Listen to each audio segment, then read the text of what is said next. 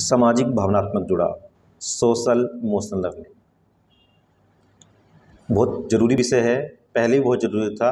Pandemic Covid के बाद से एक तो 3 रीज़न है। तो कोविड के बाद से नेशनल एजुकेशन पॉलिसी 2020 का आना और उसी के अंतर्गत जो निपुण भारत आया है, विद्या प्रवेश है, एसईएल को प्राइमरी क्लासेस में खासकर एक अहम, जिसे अलग नहीं किया जा सकता है, ऐसा हिस्सा माना जाने लगा है। यानी जो क्लासरूम की तमाम समस्याएं थीं, बच्चों के लो लर्निंग लेवल, बच्चों का पढ़ाई से ना जुड़ना, उनका सीखने के लिए तैयार ना होना, इन सब समस्याओं का समाधान हमें लगने लगा है एसईएल। तो एसईएल क्या है, क्या एक्टिविटी होंगी, उनके लिए अलग वीडियो मेरे चैनल बनी हुई है। आज की वीडियो में हम बात कर रहे हैं क्या इमोशंस को सीखा जा सकता है, कैसे सिखाएं इमोशन को, भावना को कैसे सीखें, भावनाओं पे काम कैसे करें, इमोशंस पे हम एज एजुकेटर क्या कर सकते हैं।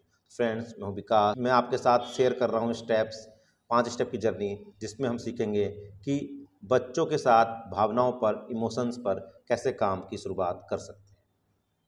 आइए शुरू करते हैं। स्टेप 1, पहला चरण। सबसे पहले जानना जरूरी है कि फीलिंग क्या है, इमोशन क्या है। तो इसमें जनरली हमारे बीच में 2 कैटेगरी ब्लैक एंड वाइट में हम देखते हैं, बच्चे भी, टीचर भी, सोसाइटी के लोग भी। अच्छी फीलिंग, बुरी फीलिंग, गुड एंड बैड, कि कोई हंस रहा है तो अच्छा कर रहा है, कोई रो रहा है, कोई गुस्सा कर रहा है, या कोई अलग तरह की फीलिंग है तो कुछ को हम बैड का नाम दे देते हैं। तो पहला तो यही हमें प्रिकॉशन लेनी है। ये अच्छा बुरा का फैसला इतना आसान नहीं है ना। इस बात को रिफ्लेक्ट कीजिए, सोचेंगे ना। जनरली मैं भी शामिल हूँ, पर हम लेबलिंग बहुत जल्दी कर देते हैं अच्छे और बुरे की। पर अगर हम जरा सा भी रिफ्लेक्ट करें और सोचें, जब मैं अच्छा है तो अच्छा कि हमेशा वो अच्छा ही रहता है, जो बुरा है वो हमेशा बुरा ही रहता है, या इनके बीच में ये जो ब्लैक एंड वाइट इतनी आसानी से कर देना कुछ लेयर्स हैं। तो आप देखेंगे कि इस बात को क्लियर समझने, डिटेल में नहीं जा रहे हैं, पर अभी ये समझने की कोशिश कीजिए, कोई भावना अच्छी या बुरी नहीं होती है। हम कभी कभी सहज महसूस करते हैं, है ना। जैसे किसी को बोलना आसान लग रहा है तो उसे जल्दी सहज महसूस, कोई उसमें असहज महसूस कर रहा है ना। हम जब असहज महसूस करते हैं तो हम क्या करते हैं, उदास होकर बैठेंगे, रोएंगे, गुस्सा करेंगे, वो दूसरा मैटर है। पर जब असहज होंगे तो कुछ रिएक्शंस हमारी बॉडी, जैसा हमने सीखा है सोसाइटी से, या हमें सिखाया, ट्रेन हुए हैं, हम एजुकेट हुए हैं, वैसा रिस्पॉन्स करेंगे।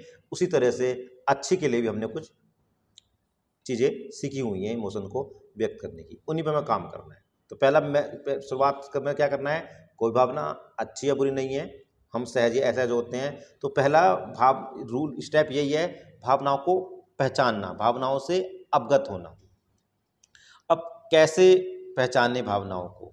भावनाएं तो हार्ट में है, भावनाएं तो बॉडी के अंदर हैं, पर बॉडी के इमोशंस दिखते हैं हमारी आंखों से, हमारे चेहरों से, हमारी बॉडी लैंग्वेज से। तो उनसे हम पहचान लेते हैं।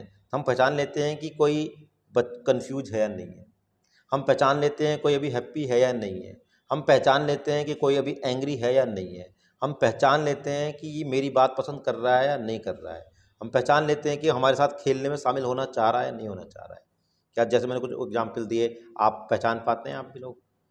और भी कई इस तरह के सिचुएशन सामने होती है कि हम विदाउट कम्युनिकेशन के, विदाउट वर्बल कम्युनिकेशन के, विदाउट एक्सप्रेस बताए भी केवल इमोशंस को देखकर पहचान लेते हैं कि क्या वो कहना चाह रहा है, क्या कन्वे करना चाह रहा है।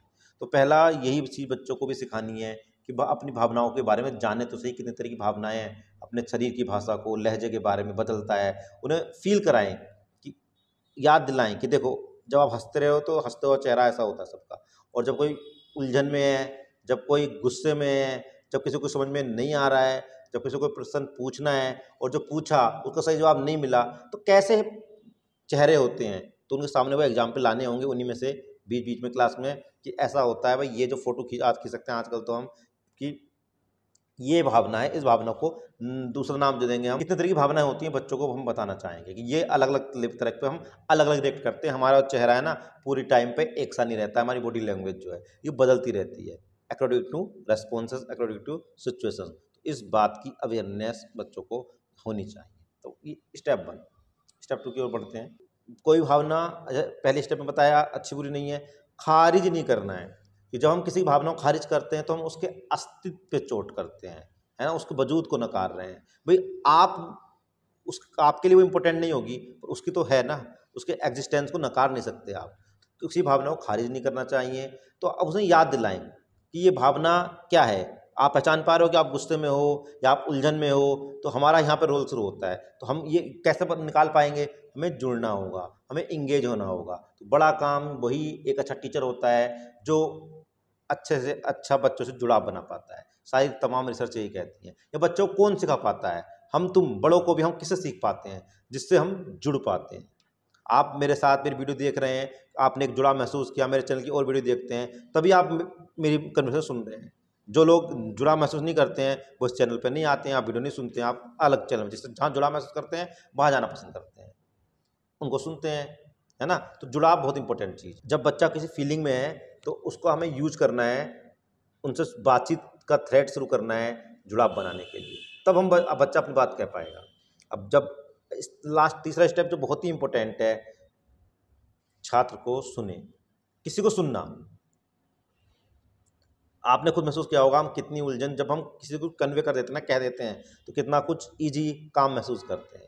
सारी दिक्कतें सारी समस्याएं इसलिए भी होती हैं कि उनको प्रॉपरली सुना नहीं जाता है। कहने को तो बहुत कुछ है ना, हमारी समस्या हमारी फीलिंग आती है, पर जब हमारी फीलिंग को सुन लेता है तो बड़ा रिलीफ मिलता है, हमें अच्छा लगता है। ये ह्यूमन नेचर है। तो छात्राओं को सुने, उनसे पूछें, सीरियसनेस दिखाएं उनके अंदर कि मुझे आपको समझना, आपको जानना मेरे लिए कितना इंपॉर्टेंट है। मैं बहुत ही सीरियस हूँ, गंभीर रूप से आपको जानना चाहता हूँ, जेन्युइनली। उन्हें ना लगने चाहिए आप मजाक बना रहे हो या टाइम पास के, प्रोफेशनली। जहाँ बताओ, उस पहला सेकंड स्टेप पे आना पड़ेगा जुड़ना। वो जुड़ा, आपको जो टाइम दे रहे हो ना, एनर्जी दे रहे हो, जो पोटेंशियल लगा रहे हो, फालतू में दे रहे हो। आप बच्चों को रियल में समझना चाहते हो, उसकी रियल में हेल्प करना चाहते हो, है ना, तभी आप ये सब काम कर रहे हो ना, एससीएल को जान रहे हो, एससीएल को समझ रहे हो। तो यहाँ पे बच्चों को सुनना बहुत जरूरी है, गंभीरता से लें, और उन पर कोई जजमेंटल ना हो कि भाई ये फीलिंग है, बच्चा जो बता रहा है उसकी बात को लेकर, क्योंकि उसकी अपनी एक लिमिटेड भाषा होती है ना, उस भाषा में बता रहा है, तो जल्दी से कोई नतीजे में बच्चा कि हाँ ये गलत है या सही है, उसको बताने दें और उसका थोड़ा समय बिताएं। अब जब बच्चे ने अपनी बात बताई कि उसे कैसा लग रहा है, तो अब हम हमारे यहाँ काम होता है कि शायद बच्चे ने इतने सारे जो अलग अलग इमोशन के नेम होते हैं, अभी उसके वोकैब में या उसका रूबरू उसके जहन में नहीं आए होंगे। हम as a teacher, as educator उसको परिचय कराएंगे कि ये जो आपने सवाल पूछा, मैंने बताया, आपको समझ में नहीं आया, फिर भी आप पूछना चाह रहे हो, है ना। ये जो कन्फ्यूजन है ना, इसे बोलते हैं कन्फ्यूज स्टेज, है ना। कि आपको ये नहीं पता क्या पूछना है, कुछ और, या मैं भी हो सकता हूँ ना कन्फ्यूज। तो बताएं कि जब आपने पूछा कुछ और था, जवाब मैं कुछ और दे रहा हूँ। तो इस समय देखिए कैसे रिलेट हो रहे हैं हमारे बॉडी लैंग्वेज, हमारे एक्सप्रेशंस, हमारी आईज। तो ये जो ये कन्फ्यूजन है, ये उलझन है, ये हैप्पीनेस है, तो यहाँ पे जो इतनी भी तरह की हम भाव इमोशंस यूज करते हैं, फील करते हैं, डर, है ना, कॉन्फिडेंस, किसी की जब हेल्प करते हैं तो क्या एक इमोशन आता है, जब किसी की हेल्प नहीं मिलती है तो क्या इमोशन आता है, और इनके नाम देने की कोशिश करें। तो इसलिए आपको भी ना टास्क होगा, मेरे चैनल पर आप मिल भी जाएंगे, कमेंट बॉक्स में लिख देना अगर किसी इमोशन का आपको नाम नहीं मिल रहा होगा। पूरा एक चार्ट मैं आपके साथ शेयर कर दूंगा इमोशंस का। खुद भी जहाँ भी संभव हो तो अपनी बताएं कि इस समय मैं ये फील कर रहा हूँ, नाम के साथ बताएं कि इस समय अच्छा महसूस कर रहा हूँ, इस समय मैं कंफ्यूज महसूस कर रहा हूँ, इस समय मैं सीकिंग कुछ पूछना चाहता हूँ, ये महसूस कर रहा हूँ। तो लास्ट स्टेप, जब हम ऐसा करेंगे छात्राओं को बता पाएंगे कि आप किस स्टेज में हो, क्या आपकी इमोशन है, क्या आपकी भावना है, ऐसा क्यों किया आपने, किसी ने गुस्सा किया। अब उन्हें ले जाना है उस अंतिम चरण की ओर, भावना पे काम करते हैं समस्या समाधान की तरफ। क्यों कर रहे हैं सब कुछ? प्रॉब्लम सॉल्विंग के लिए तो कर रहे हैं ना। तो उन्हें याद दिलाएं कि सभी भावनाएं ठीक हैं, कुछ भी गलत और कुछ भी बुरी नहीं होती है। जो आप गुस्से में हो तो ठीक है, आपने किसी का बुरा किया, हर्ट किया, मजाक बनाया, अब जो हो गया होगा ना, अब इसको आगे कैसे ले जाना है आपको।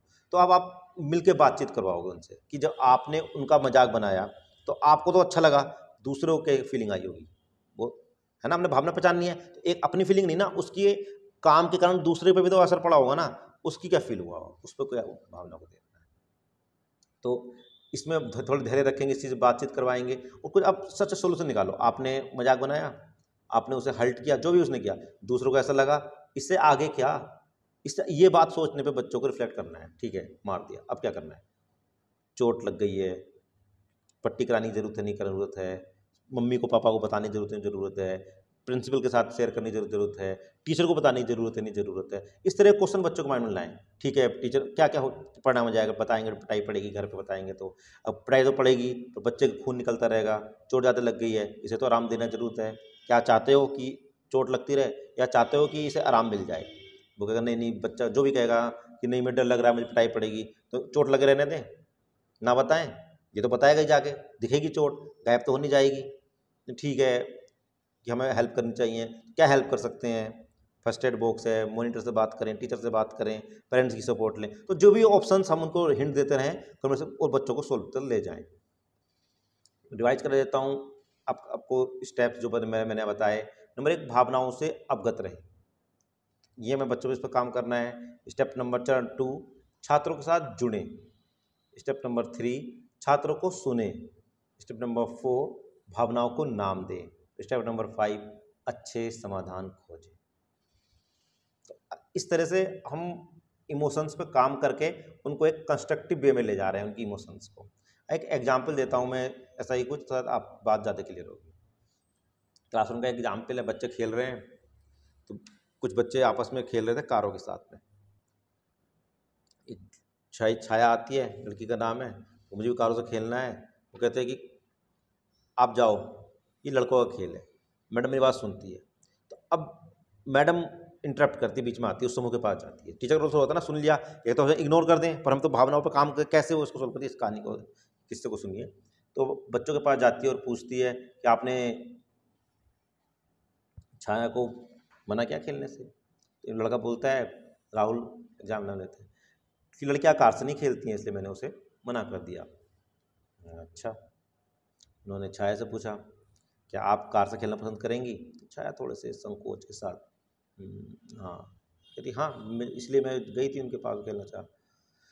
तो जब आपको उन्होंने मना किया तो आपको कैसा लगा? खराब, खराब लगा। तो उसकी भावना को सटीक निकालने के लिए वो पूछती हैं कि इसके अलावा और बता सकती हो कि खराब क्या क्या खराब लगा, कि थोड़ा सा और आपको मना किया जाए, कार से नहीं खेलना है। तो मुझे दुख हुआ कि मुझे कारें पसंद हैं और मैं कारों से खेल, यानी थोड़ी बातचीत की, जो भी टीचर उसके साथ सिंपैथी फील करवाई, एम्पैथी फील करवाई। बच्चे ने फिर बताना शुरू किया, क्योंकि आसानी से हम अपनी फीलिंग को बताना किसी के लिए भी आसान नहीं है, पर अगर कोई प्रॉपर सुने, टाइम दे, तो हम अपने आप को व्यक्त कर पाते हैं। तो बताया कि मुझे मैं कार खेलना पसंद है, पर उन्होंने मुझे खेलने में दुख हुआ। अब बच्चों से पूछती हैं जिन्होंने मना किया था कि क्लास में खिलौने होते किसके लिए हैं? बच्चों के खेलने के लिए होते हैं। अच्छा, कुछ के लिए होते हैं या सब बच्चों के लिए होते हैं? सब बच्चों के खेलने के लिए होते हैं। तो अगर ऐसा रूल बनाया जाए कि कुछ खिलौने से आप खेल सकते हो, कुछ नहीं और कुछ खिलौनों को कहा जाए इन खिलौने से आप नहीं खेल सकते, तो आपको कैसा लगेगा? फील करवा रही मैडम कि मैं मना कर दूंगी, ये 1 2 3 ये 4 5 खिलौने हैं, इनसे ये लड़के नहीं खेलेंगे। लड़कों ने कहा नहीं, उन्हें अच्छा नहीं लगेगा। सभी ने कहा कि नहीं, हम सभी खिलौने से खेलना, सबका परमिशन मिलना चाहिए, अलाउ होना चाहिए, कुछ खिलौनों को नहीं दिया जाएगा तो अच्छा नहीं लगेगा। तो इस समय जब आपने छाया को मना किया, उसे भी तो ऐसा लगा होगा ना, उसे भी अच्छा नहीं लगा होगा ना। क्या कर सकते हैं? आप ही बताओ। बच्चों के सामने उनको सवाल को रख दिया, अब क्या क्या जाना चाहिए? आप छाया को मना कर दिया, आपने बताया कि जब कोई मना करता है तो बुरा लगता है, तो सेम फीलिंग उसके साथ आई, तो किसी को बुरा फील करवाना अच्छा होता है क्या? आप बताओ क्या करना चाहिए? तो बच्चे पीछे एक बच्चा जवाब देता है, मैडम जो कोई खेलने आया है उसे पूछ सकते हैं कि आप हमारे साथ खेलना पसंद करेगी? वो मैडम मैं छाया से पूछ लेते हैं कि आप हमारे साथ खेलना पसंद करेगी, और अब खेल लेंगे। एक सोल्यूशन निकाला है। पहले बच्चों ने ग्रुप बना कर दिया था, मैडम ने प्यार से इंटरेक्शन किया, डिस्कशन किया, अब बच्चे तैयार हो चुके हैं खुद पूछने कि आप हमारे साथ खेलना पसंद करोगी। तो एक पॉजिटिव सोल्यूशन की तरफ है। हो सकता है आपको एक कृत्रिम लग रहा हो, फिक्शनल लग रहा हो, आप करके देखिए, इससे अच्छा एग्जाम्पल मुझे यकीन है आपकी क्लास। हमारे कमेंट बॉक्स में शेयर जरूर करना, क्योंकि ये आपका अपना चैनल है। चर्चा को जारी रखेंगे। यूट्यूब पे तो आप ये कमेंट कर ही सकते हैं, इंस्टाग्राम, फेसबुक, विकास शर्मा एजुकेशन के नाम से मैं हर जगह अवेलेबल हूँ। गुणवत्तापूर्ण शिक्षा के लिए मकसद एक ही है, गुणवत्तापूर्ण शिक्षा सब बच्चों को साक्षरता और संख्यात्मकता में महारत हासिल करें। बने रहिए लर्निंग कम्युनिटी का हिस्सा। जय हिंद, जय भारत।